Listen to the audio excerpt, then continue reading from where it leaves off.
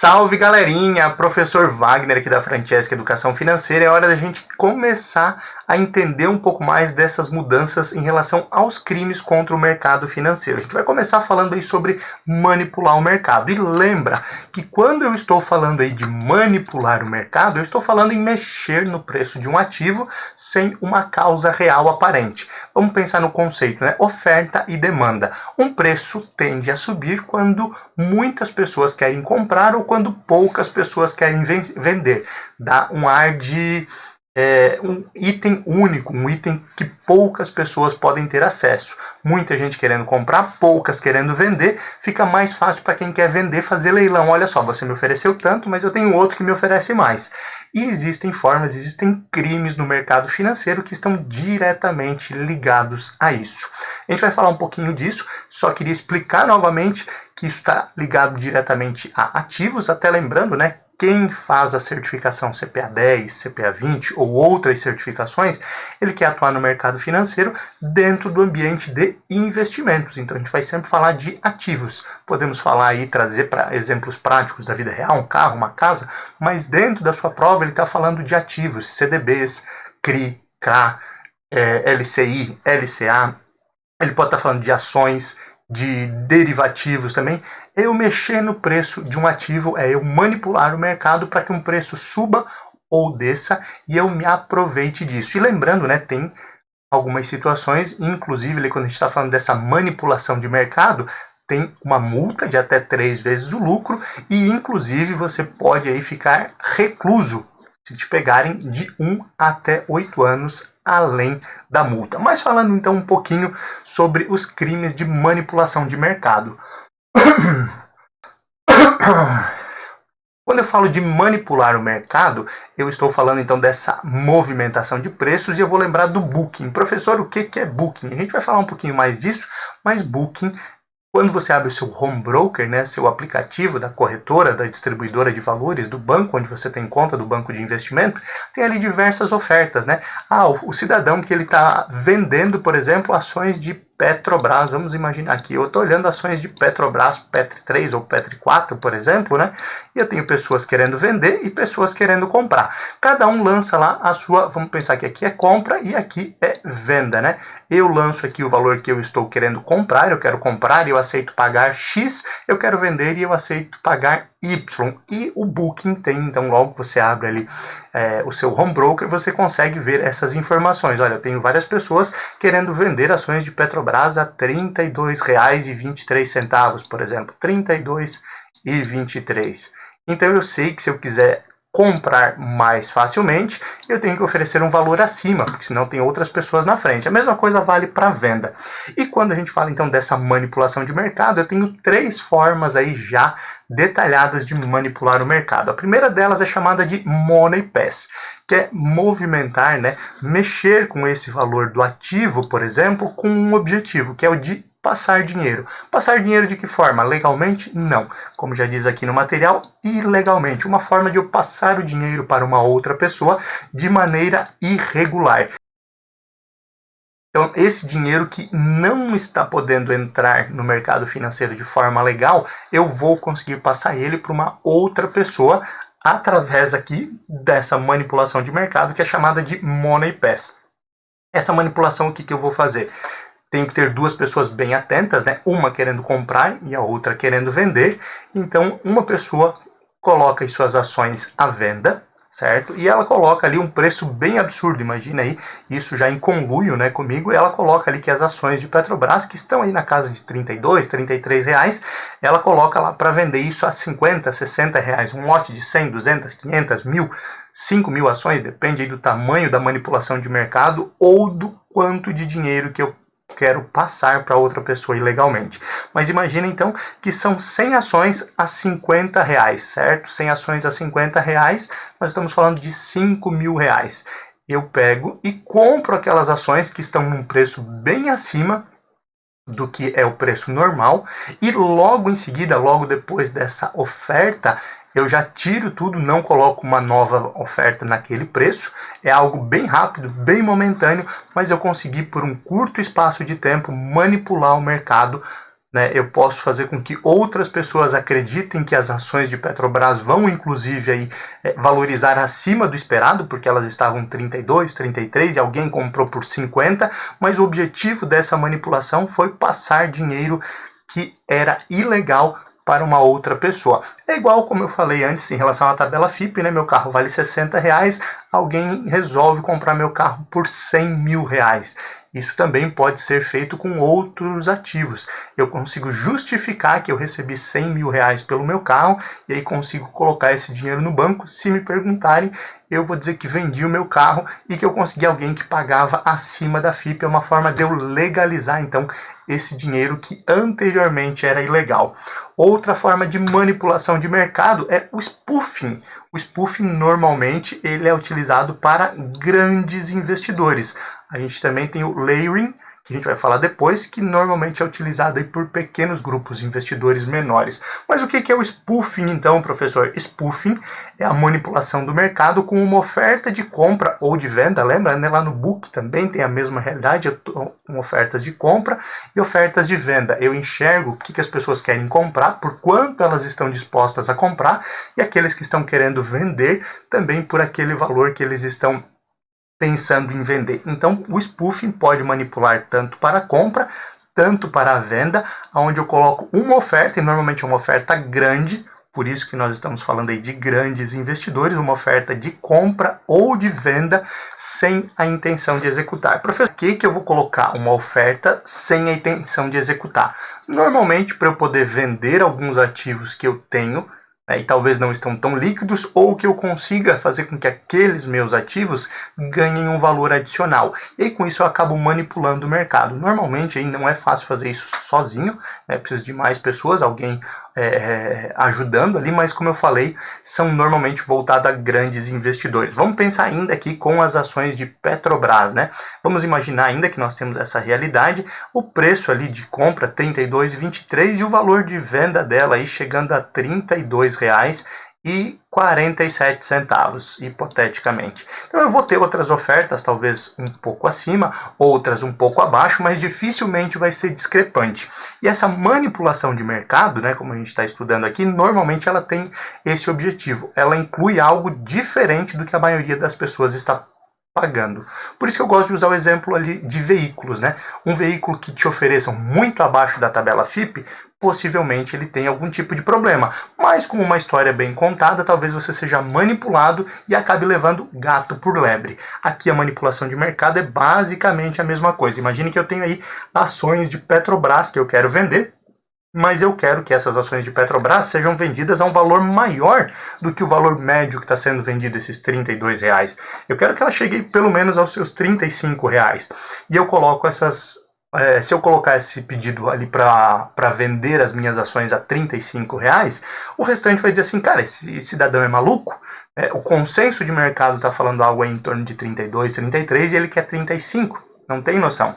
Ao invés de eu vir aqui e colocar as minhas ações para vender a 35, 34,90, como eu gostaria, eu faço uma manipulação para que o preço naquele momento que as pessoas aceitem pagar seja maior. E como é que eu faço isso? Através de uma ordem de compra, ou seja, do outro lado aqui, né, uma ordem de compra em valores acima do que essa média. Ao invés dos 32,23, 32,20, 32,5, por exemplo, eu coloco aqui ordens de compra a 34, 35, 36 reais. Lembrando, sempre sem o interesse de executar. Logo depois eu tiro essas ordens aí de compra, né? Eu cancelo essas ordens, porque lembra, não tem intenção de executar, mas as pessoas que estão aqui olhando para a compra de ações, olhando o book de compra de ações e que estavam querendo comprar a 32, 31, 32,5, como eu falei anteriormente, elas olham assim, poxa, mas alguém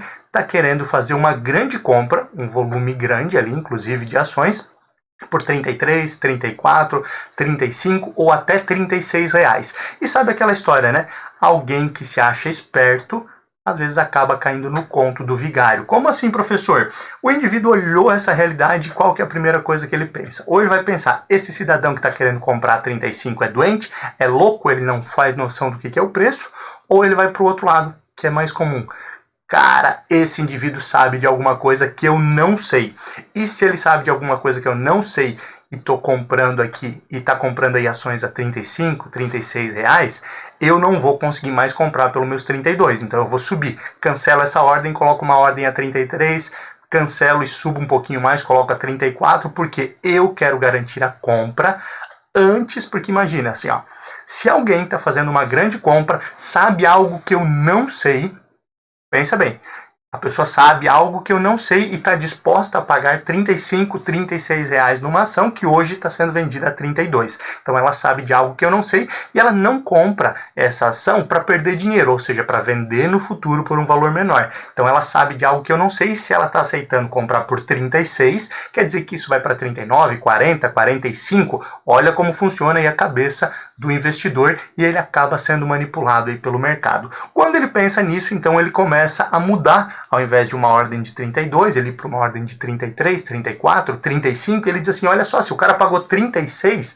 e eu pagar 34 no lote de ações que eu quero, eu ainda vou ter R$2 a mais de ganho do que esse outro indivíduo. E como tem mais gente comprando a 36, vão ter mais pessoas comprando, depois eu ainda consigo comprar por essa diferença, vender por essa diferença, na pior das hipóteses. Mas lembrando, a cabeça do investidor começa a pensar assim, cara, ele sabe de algo que eu não sei, e eu também quero ganhar esse dinheiro. Eu também quero entrar nesse barco e ganhar dinheiro da forma que esse cidadão está ganhando aí, ou que ele irá ganhar no futuro.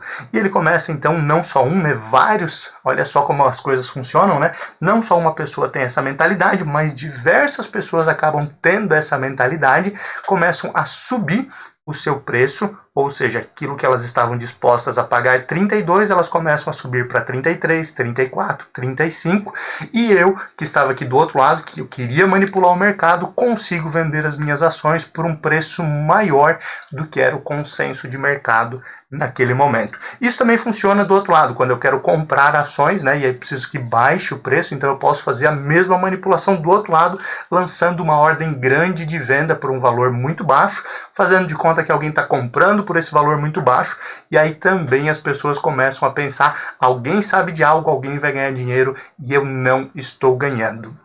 E esse spoofing, então, é essa manipulação de mercado, normalmente com uma oferta, né, que acaba manipulando as demais e é normalmente utilizada por grandes investidores, essa forma aí de manipular o mercado, porque é uma única ou são poucas movimentações. Parecido com o spoofing, como eu falei antes, tem o layering. O layering também é uma manipulação de mercado, onde eu faço com que os preços mudem, né? Eu faço com que uma ação que estava a 32 caia para 30, ou uma ação que estava a 32 chegue a 35, na ilusão para outros investidores, eu manipulo esse preço, mas não mais com uma única oferta, e sim com diversas ofertas. Por isso que é dito que o layering ele é utilizado aí por pequenos investidores, né? Onde eu tenho assim exemplos, né? Nós vimos lá as sardinhas contra tubarões, né? No caso, é muito semelhante. Diversas pessoas começam aí a lançar ordens. Vamos pensar na mesma ideia que a gente falou anteriormente, ações de Petrobras.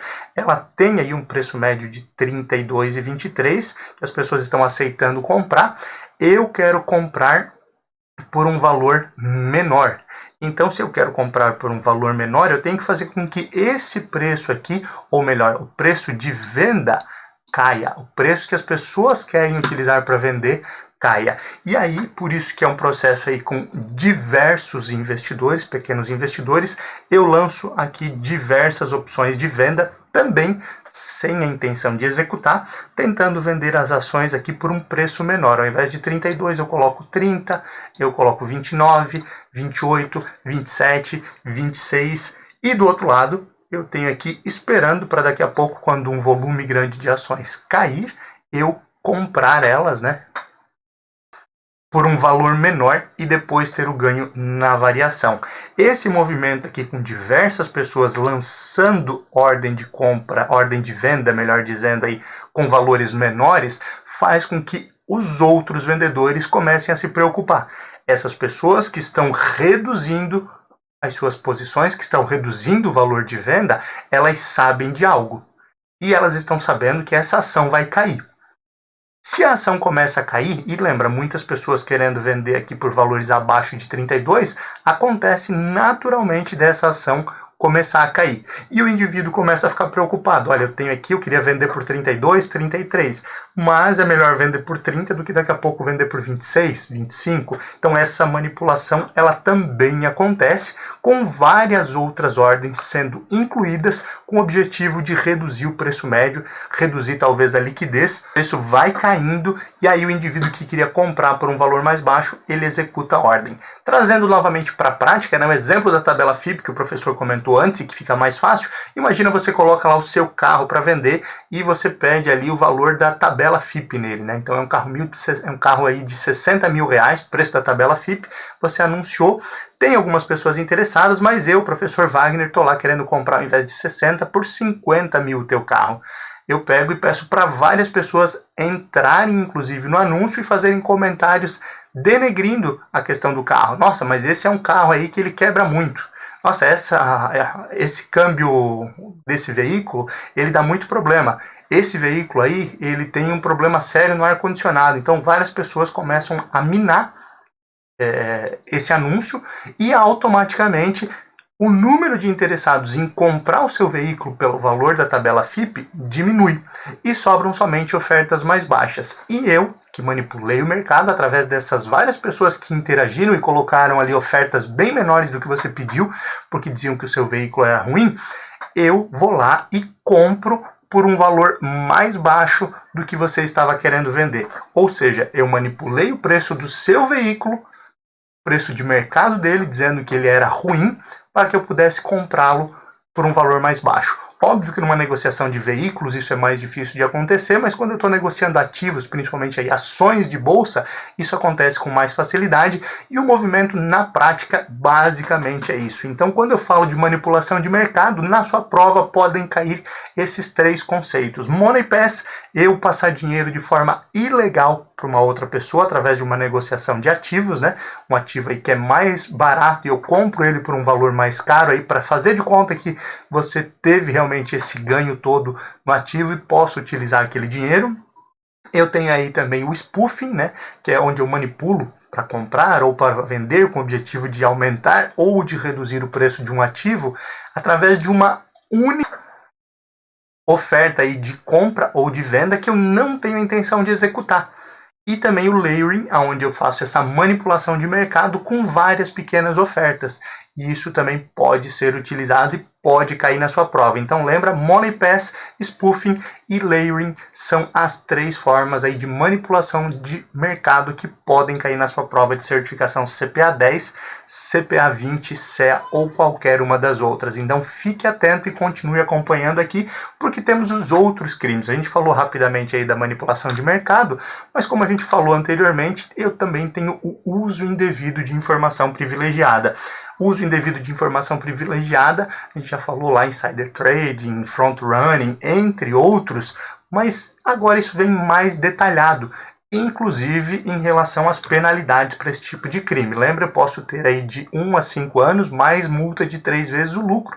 É o que diz a legislação para crimes de uso indevido de informação privilegiada. Mas e na prática, como é que isso acontece? Vamos lembrar do insider trader, que nós vimos. O indivíduo, ele sabe de um movimento grande no mercado, ele acaba utilizando essa informação para si ou para demais pessoas, para laranjas, para ganhar dinheiro em cima disso.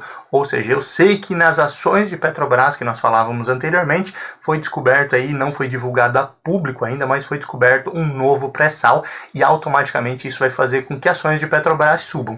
Eu descobri isso, aproveito, faço compra de ações de Petrobras, com essa informação privilegiada ou passo essa informação a outras pessoas e essa informação ainda não é pública, ou seja, eu como conselheiro de Petrobras não poderia estar comentando isso, não poderia estar falando sobre isso e nem utilizando essa informação.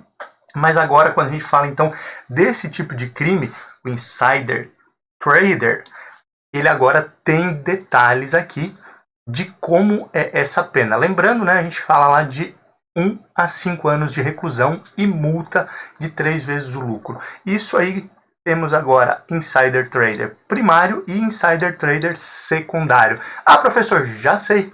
Primário, o cara que fez a primeira vez, secundário, o cara que fez a segunda vez. E aí muda lá, né? O professor falou que pode aumentar em 3 vezes aí o valor da multa se ele cometeu o crime pela segunda vez, certo? Se ele for reincidente. Não, não é bem isso. Quando eu falo de primário, quando eu faço uso dessa informação. Eu sou conselheiro da Petrobras, fiquei sabendo aí da descoberta de um novo pré-sal, compro ações de Petrobras para me beneficiar, ou seja, utilizando uma informação privilegiada e tive lucro a partir disso. Nesse caso, aquela pena que vai de 1 a 5 anos e 3 vezes o lucro que eu tive, ela pode aumentar em até 1/3, porque eu tinha informação e eu utilizei. Então, eu posso ter a pena aumentada em até 1/3. O secundário é o seguinte: ou laranjas que eu utilizei, ou pessoas que eu falei e elas tiveram ganho também porque elas receberam essa informação privilegiada. É óbvio, né? E vamos ser bem práticos aqui. O professor gosta muito de realidade, de tete a tete. Vamos falar a verdade olhando no olho. Se eu tivesse informação privilegiada e quisesse utilizar ela de forma irregular para ganhar dinheiro, eu não vou sair por aí falando para todo mundo, né? Até porque aumenta a chance de as pessoas descobrirem, alguém dar com a língua nos dentes e sobrar para mim, e também eu vou ter menos lucro com isso. Mas vamos lá, né? A vida como ela é, eu posso ter uns laranjinha, né? Vamos lá, eu não uso a minha conta. Eu tenho informação, mas eu não uso a minha conta, porque eu sei que eu posso ter algum problema. Eu posso ter uma pena aí de 1 a 5 anos, né? Então eu não vou utilizar a minha conta, professor Wagner. Mas eu posso utilizar a conta da minha esposa, a conta do meu cunhado, a conta da minha cunhada, a conta de um irmão, do meu pai, da minha mãe e assim por diante. E essas pessoas, sejam familiares ou não, pode até ser amiguinho que emprestou a conta ali, essas pessoas também podem descer pelo ralo. É isso mesmo, você que comete crime de insider trader, talvez só porque emprestou o nomezinho, deixou que alguém utilizasse a sua conta lá para ganhar um dinheirinho, e aí ganhava uma rebarbazinha, ganhava um percentual, você também pode ter aí de 3 a 5 anos de reclusão e multa de 3 vezes o valor do lucro. Ah, professor, mas eu não sabia. Fala lá com a Polícia Federal. Fala pro juiz, tu não sabia ver se ele vai ficar convencido. Não vai. Então, muito cuidado. O insider trader agora ele tem um pouquinho mais de detalhamento aí quando a gente fala de crimes contra o mercado financeiro. A gente está falando aí do uso de informação privilegiada em cenário primário e secundário e as suas penas. Então, muito cuidado. E quando eu falo de uso indevido de informação privilegiada, eu não estou falando somente de insider trading. Isso mesmo, o front running, correr na frente, né, aonde o indivíduo sabe de uma negociação que um cliente solicitou, compra aí para mim, Wagner, 1000 ações de Petrobras. Opa, 1000 ações de Petrobras vai subir um pouquinho, deixa eu ir comprar umas ações antes, depois eu executo a ordem do cliente. Esse é o front running. E o front running agora também mais detalhado na sua prova, né? O front running está dentro de quais crimes do mercado financeiro, uso indevido de informação privilegiada e qual é a pena para ele, reclusão de 1 a 5 anos e multa de até 3 vezes o lucro da operação.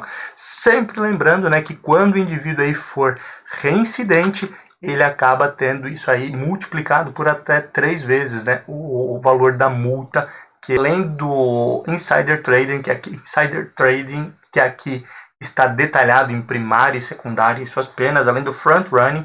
Outro crime de uso indevido de informação privilegiada que agora está tipificado e mais detalhado é o churning. O que é o churning? Churning é girar a carteira do cliente manipulando cenários com o objetivo aí de receber um volume maior de comissões. Existem profissionais do mercado financeiro hoje que eles ganham uma comissão dos produtos que ele vende.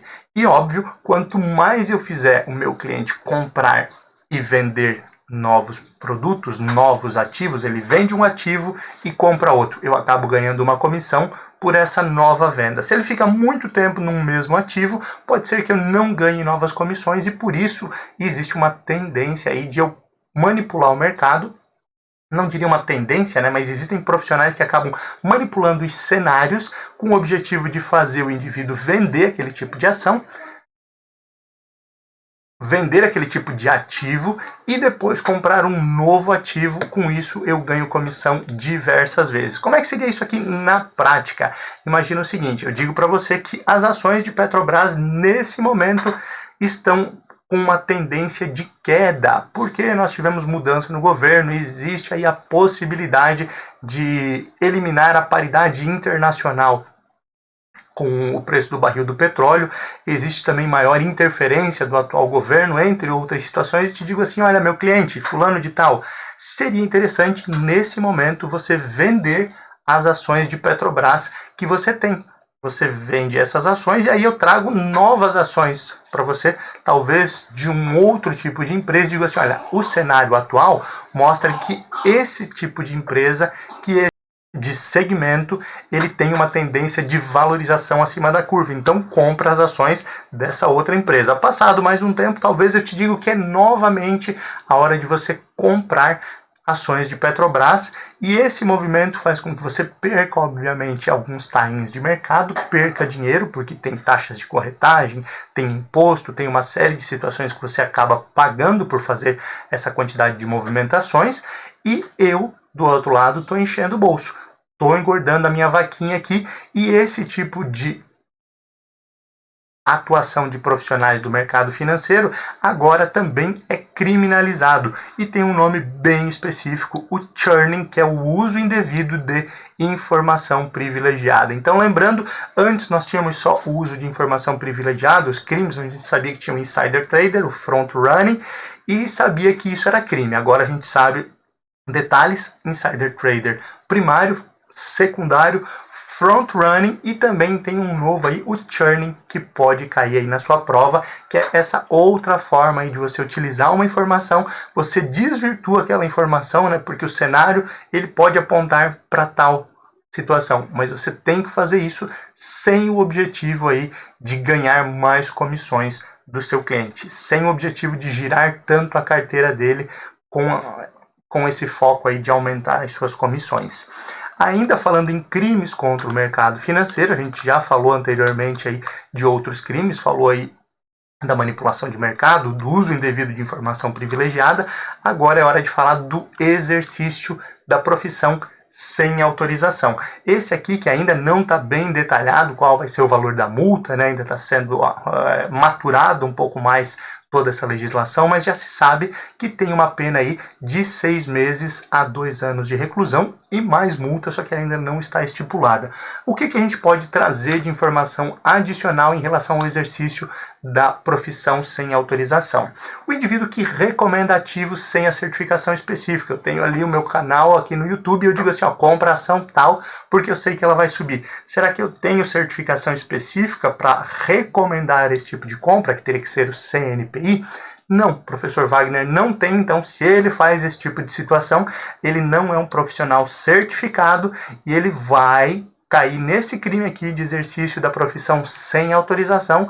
Pode ter aí de 6 meses até 2 anos de reclusão, mais multa. Além disso, né, um outro exemplo, né, o influencer que ele diz assim, olha aqui, ó, tá aqui a minha carteira aberta, olha só, eu estou ganhando tanto por cento ao mês investindo nesses ativos, nesse CDB, nessa LCI, nesses derivativos, nessas ações, e diz para o indivíduo que está assistindo ele, ó, replica aí, segue, ou mesmo que ele não diga, ele não deixa claro que não é para as pessoas fazerem isso. Então, caso esse influencer, essa pessoa que não tem autorização, porque ela não é um profissional certificado, estiver fazendo isso, ele também vai cair nesse crime, né, de exercício da profissão sem autorização, e também pode aí ficar de 6 meses a 2 anos na cadeia, além de ter uma multa bem grande que pode pegar nele também. E óbvio que a gente sobe um pouquinho a régua, mas está dentro dessa mesma realidade de exercer a profissão sem autorização. Imagina um indivíduo aí que ele resolve ser um gestor de fundos, né? Então ele tem ali várias pessoas que estão investindo com ele e ele não é um gestor de fundos certificado, ele não é um analista CNPI, por exemplo, certificado, e ele está gerindo esses fundos, ele não tem a certificação, não tem a autorização para atuar. Por isso, como são crimes distintos e cada um tem um impacto, dependendo aí de quantas pessoas foram aí enganadas por uma recomendação sem certificação, por um influencer que mandou que as pessoas seguissem uma carteira que ele segue, ou talvez um gestor de fundos que vai ter um impacto muito maior, é que ainda não estão detalhadas as multas em relação a esse crime e é algo que a gente também deve evoluir. Outro ponto importante para você aí que estuda as certificações do mercado financeiro, não a CPA 10, não a CPA 20, né? Algumas acima disso, é importante também você entender que existem duas coisas diferentes. Eu tenho a certificação, eu tenho CPA 20, posso falar de investimento com os meus clientes? Sim, com os clientes da instituição financeira. Eu tenho CEA, sou especialista de investimento, então eu posso falar de investimento com clientes? Sim, pode. Mas a certificação não necessariamente quer dizer que você tem um registro para atuar. Por exemplo, existe hoje a profissão de consultor de investimento. É uma profissão regulamentada, é necessário que o profissional tenha certificação CEA ou ANCOR, certo? E ele tem que se credenciar junto à CVM para esse tipo de atividade, para atender clientes nesse tipo de atividade. Só a certificação não é o suficiente, ele precisa aí do credenciamento, então, junto à CVM para ele ser um consultor de investimentos. Caso ele não tenha e atue aí de forma autônoma como um consultor de investimentos, ele também vai estar cometendo esse crime de exercício da profissão sem autorização e vai estar sujeito àquelas penas que a gente já falou de 6 meses até 2 anos de reclusão e mais multa. Então, muito cuidado aí no seu dia a dia, cuidado para não cometer esses crimes e cuidado para não errar na hora da sua prova,